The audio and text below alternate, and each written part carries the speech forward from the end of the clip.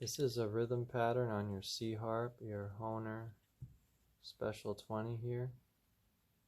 And this is something that involves a lot of different harmonica elements. We started off with in and out chords. That was just a little more than the basic shuffle, I guess you'd call that chugging. A lot of people do, I don't really say that term very often. And I started out I was holding the harp like this. And I started out by going wa da he dee da na he dee da na he dee da na he da da. And the use of my hands was adding some subtleties to the sound with the subtle accentuations and whatnot. But now we're going to speak about how we get into different levels of it. Like you can isolate the single notes first before you get into the tongue blocking. And you go from chords seamlessly into placing your tongue on the harp to get that 1/4 blow when you're doing the basic tongue blocking technique. So let's speak about the next part. And it's sort of hard to tell, but before we speak too in depth about the tongue blocking part, especially with this lighting in here, it's kind of hard to tell, but my upper, and with the mustache of course, my upper lip, I'm not going to change that for you. I've had that since McDonald's. That was the only thing they allowed you to have in McDonald's, was the mustache. It was more like this. It was actually, well, I'm not going to get too deep into that. But what you'll notice is that, or what I should explain to you that your ears might notice, is this sentence is the choppiest sentence of all time.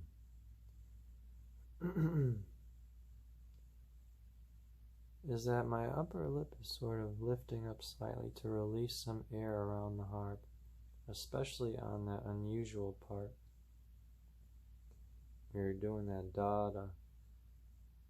Yeah, the harp almost comes away from your mouth ever so slightly to make the whole thing work. So just keep that in mind, that I'm releasing some air there, so to speak. And now with the tongue blocking part, I'm starting out with the 1/4 draw with my tongue. This is a special 20, so my tongue is on a piece of plastic in this exact spot. The tip of my tongue is right here. Actually, if I turn it, you can see.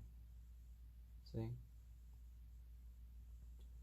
The tip of my tongue is right. You know, they say it's at the tip of my tongue, that old saying. The tip of my tongue is right there, but the key is that my tongue is actually covering holes 2 and 3 while it's doing that. And this is, you need your ears and muscle memory to figure this out. Because you think about the harp for a minute, you can't see what you're really doing with the harp. I mean, internally. So it comes down to feel, muscle memory, and your ears telling you whether you're right or wrong. I started out with that 1-4 draw. Then I went to seamless transition to the 2-5 blow. And then to the 3-6 blow. The timing of it is, again, you have to use your ears, but the 3-6 blow is emphasized. And you might even hear harp players, like advanced harp players, throwing in a popping sound sometimes when they're doing a tongue blocking technique, and like basically a cough, purposeful coughing. And that would be to like accent that part even more. And I chose to leave that out. I accented it just by the way I played it. But on the 3-6 blow, you could add in like a coughing sound. So experiment with that. I just wanted to mention those sides, so we're going to keep explaining things. Real quick, I'd like to say, if you've only been playing harp for a short time and you're not comfortable with the tongue blocking, and on a side note, I've been working on my own tongue blocking, not like this, but like playing all my C harp repertoire, transition from single notes to tongue blocking, so that's something you can try. But in regards to this, if you want to forget the tongue blocking, that would be a 4-hole draw, 5-hole blow, and 6-hole blow is what I demonstrated that for you. And then next, I put all the pieces together basically. And after that, I'll explain that. But after that, I just want to tell you what I did. The last thing I recorded today was I just repeated that tongue blocking part. I meant to do it about like 8 times. And that's like a heavy riff, basically. And that's what I'm going to call the shorts. And I'm really annoyed with shorts. I'll tell you more later, because I got 2 other channels going that are blowing up on shorts. Actually, the one of them is blowing up on shorts. The other one is more live streaming. And these don't. So I'm going to start repackaging and re-uploading things. I might even have to do clickbait. But what I'm doing here is what I was just speaking about just a second ago was that you can do the single notes. So that would be the 4-hole draw, the 5-hole blow, and the 6-hole blow. But before I explain how I put it all together, after that, another variation that you can do is, like I was saying, the heavy riff, which is repeating that tongue blocked, the 3 tongue blocked elements, the 1-4 draw, the 2-5 blow, and the 3-6 blow, over and over again, basically to infinity, as long as you want. And that's how I'll call that the heavy riff in shorts. But now, finally, the thing I did was I put all the things together, the chords, the tongue blocking, the timing of it, and that's what basically is this title of this whole thing, is going to be the rhythm pattern harmonica, C harp. So you're going to have to work on that, the transitions, there's a little space in between, for example.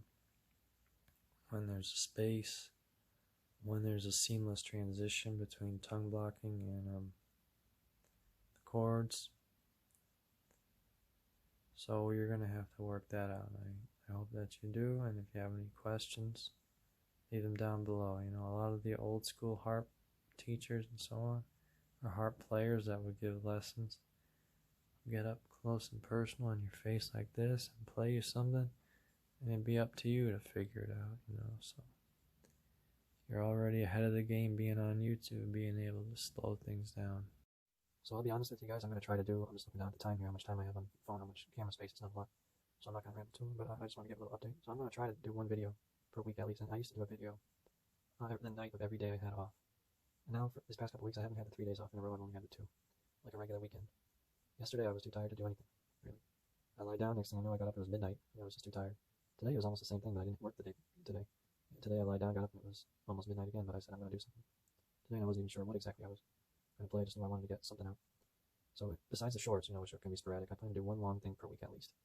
I'm not going to give up, but I'm a little annoyed with YouTube because I've got this skateboard channel, which I just do the live streaming on, but then I've got this other channel, which I started a while back around the time I did the skating thing, when I got this new email address. And I said, I'm going to start a third channel, not connected to my other channel, but I got 2 connected to one email address. There's a third one. And it started out gaming shorts, kind of crappy shorts. And then recently I started doing these nature things on my way to work. Nature shorts with kind of catchy titles and stuff, clever editing, things like that. Kind of like to entice people to sometimes to mess with their expectations and stuff like that. And it's been getting a lot of views. I've even taken old videos and retitled them, like the cats and stuff like that, outdoor cats. And it made me realize that YouTube Shorts has nothing to do with the quality of the content. It's completely random. It has everything to do with the title and just timing. Because you can upload the same video twice with a different title and get 0 views on one of them and get over 1,000 or 2,000 on the other. It's absolutely random. And so today what I was doing was I was playing. I never liked Bioshock Infinite. I always liked Bioshock 1.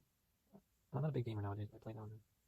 And today I was playing. I said I'll go back and play Bioshock Infinite, like a bit of nostalgia, because I played Bioshock 1 for nostalgia. Because I played that when it came out back in 2007. And I played that Infinite today. I got a little bit far and I realized this game sucked. I remembered why it sucks. And then I was about to quit out of Infinite, and then I saw Burial at Sea, the DLC where you go back to Rapture, place in Bioshock 1 as Booker. And that's actually a lot of fun. I spent the afternoon playing that. And I'm going to do part 2, but the point is that I recorded shorts of myself playing Burial at Sea, and they already started getting hundreds of views instantly. So I might have to just get myself a shout out once I blow up on the gaming or the nature stuff, because this is just sickening. I was telling a friend at work, coworker, or a nice girl, that I'm putting all this effort into the music thing, and I hit a brick wall, and then the stuff I just slapped together with some care and stuff, but not to this ridiculous level. It doesn't get any place, but the stuff I don't care about does. She said, well, that's the law of attraction. I don't know if that's right or wrong, but I thought of that before, how it's kind of like desperation. I want the views I need to, because you want validation for what you do. Because the other side of the coin is I'm just getting so much better at the harp. Unfortunately, this morning schedule is kind of screwing up my guitar playing, because it takes me a lot more effort to set up the guitar playing, the room and all that. The harp is a lot easier to work with, so my guitar people are probably unsubscribing, but just know I'm still practicing unplugged with the SG. When it comes time to record the acoustic, I will, but it's been hard with this morning schedule. I like doing the breakfast, but I really miss being a night person. I don't know how I stay up as late as I do, because you want to go to sleep, but once I get started, I can go until about 2, 3 in the morning. And then I've been kind of a little depressed about something with my teeth, basically. Basically, my insurance changed a while back, I don't even know, 2018 or something. And I was fired from McDonald's in 2018 through no fault of my own. It's stupid. And before that, I had a dentist kind of near my old place. And I never had really any real problem. I had fillings when I was a young kid, like the silver fillings. And then never really anything bad since then. And then it was about, 2018 till now, let's just say. And I hadn't been to a dentist in a very long time. And one day, like a month ago or 2 months ago, I was flossing right here, and my tooth chipped, and it was a bad feeling. Not painful, it just felt very off and jagged. And I went, and it was a hard time finding where I was going to go, but I almost gave up on it. I almost just said, well, it's not really bothering me. And I go to this pizza joint where I used to, and I noticed there's a dentist right next to this place. So I wandered in one day, and they said, oh yeah, we take that insurance. And I became a new patient, and it took a long time to get seen, but once I got seen, they said, oh yes, this is the flossing. Actually, didn't cause it, it revealed the cavity. So basically, cavities can be like here, and flossing can get stuck on the cavity. I just found this out today. And that can cause it to chip. So it's actually caused by the cavity. Well, when I went, they said, can you stay today and I get it filled? And I did. But they didn't have time to check out any of my other teeth. So by that point, I hadn't been checked out in 3 years or more. Well, I went just yesterday after for the second visit, right? To get the rest of them checked out. Well, I went through a grueling series of x-rays. I got it all done, and then a cleaning where they removed all these black tea stains. So I'm not even going to drink black tea anymore. I'm not drinking soda anymore. They removed all these stains. I was there I got out of work early. I showed up there early, but they're always out to lunch till 1 p.m. That's when the appointment was, so it didn't pay to be early. I was there over 2 hours, at least about 3 hours total with waiting. Waiting. And they did the x-rays, and the cleaning, the hygienist said that she noticed 2 cavities, another 2 in the back here, and one like in the same spot on the other side as the first one. And I noticed it is getting stuck again, the floss. So she said, but we'll wait to see what the doctor said when the doctor comes over. The doctor came over, took a while reviewing everything. I said, what do you think? She said, we'll tell you in a minute. She said, so I noticed 5 cavities. My heart sank. And I said, 5? Because I was already distraught over the 2. I had already just gotten this work done. And she said, look, don't lose any sleep over this if you can't. If your boss doesn't. And my boss is very understanding. I just don't like to keep asking, telling them about this stuff like I'm some kind of hypochondriac. But I'm paying the price because I hadn't been in so long. And I said, can you do anything for me today? Can you fix me up today? And she said, let me check the schedule. Well, no, they couldn't see me today. It was late. It was a pouring rainy day, long day. To make a long story short, I went to make the next appointment when I could be seeing about this. Who knows if they're going to fix all of them in one thing? She said there's 2 big and 3 small, so I'm hoping they'll take care of the 2 big ones. So I'm just mortified. But I have to wait a month. Over a month now. From now. Unless somebody cancels, and it'll be at the end of this month. If somebody cancels, then they'll call. So I might be going into Christmas with these problems. But the good news is that if I wasn't aggressive that day, flossing aggressively, and I tore it, the cavity out of it, I would have never wandered into that place, because I'm all alone. I don't have anybody telling me to go see the dentist. I don't have family reminding me about this. It's all on my own. So if I wasn't aggressive that day, I probably would have went and never gotten seen until it was pain or something. And by the time you experience pain, it's probably a sign of something more serious, more serious treatment. So maybe it's a blessing in disguise that I aggressively did that thing and caused it to chip with that cheap floss. And once I get this worked out, I'm telling you, I am not, and it's not that I neglected my milk, but I'm not drinking that junky soda anymore. I'm not doing anything. I used to eat potato chips and like, salt and vinegar chips and then just go to bed sometimes. So I'll admit I did step up a little bit. And plus, it was just a very long period of time. And I just had this idea that if I just took care of them at a basic level, brush twice a day, plus I never have to be seen again and get x-rays and all this, that was very wrong. And now I'm very conscious about that. So, and it's got me a little bit, because it's going to be on my mind for a long time now. I got to wait a month, and I got 5 things. I've never heard of waiting so long, because it's a traveling person they have there. So she's hardly there. But the place is something else. It's kind of in the hood. Like I said, my insurance changed. Horrible music that they play. While the TV runs with the volume on at the same time. They got this playlist that they play. It got stuck in my head after the second visit. It's awful. So stupid. I hate to say that, but I miss the days of being a kid where I had my little office in a nice part of town. A little quaint little place, a little waiting room, and personal kind of people. And now I'm older and I need help. Now I'm in a dingy place. But, it's, I don't want to say hood rats, but I don't know. It's getting harder now. It's getting challenging. And I've said that before, so I'll say it again. By the way, this is new. This is a new challenge for me. Like I said, it might be a blessing in disguise because I really wasn't planning on going. It's like the eye doctor, the dentist is different. It's not even like a regular doctor. It's a place you have to go because there's irreversible things that can happen and get worse. I'm gonna put the harp away for today because I did some good. I did some good stuff today. I'm not gonna stop playing. But imagine if you have screwed up teeth and you're trying to play the harp. That's not gonna work. So I just wanted to share that with you guys. But as soon as they told me 5 of them, I felt sick. So the only thing I can say is, if I hadn't been mad, and I was mad that day, I was mad about something else, and I was flossing, and then boom, didn't feel right. And then I wandered into the place right next to the pizza joint. He said, he's a new patient. And I said, well, possibly. And I am going to have to pay out. They said, if you have this insurance, you pay $0. Well, then she said, collect from patient $100 and something, almost $120. Which I hope it's not anything more than that. I'll pay it. But I hope it's not anything more.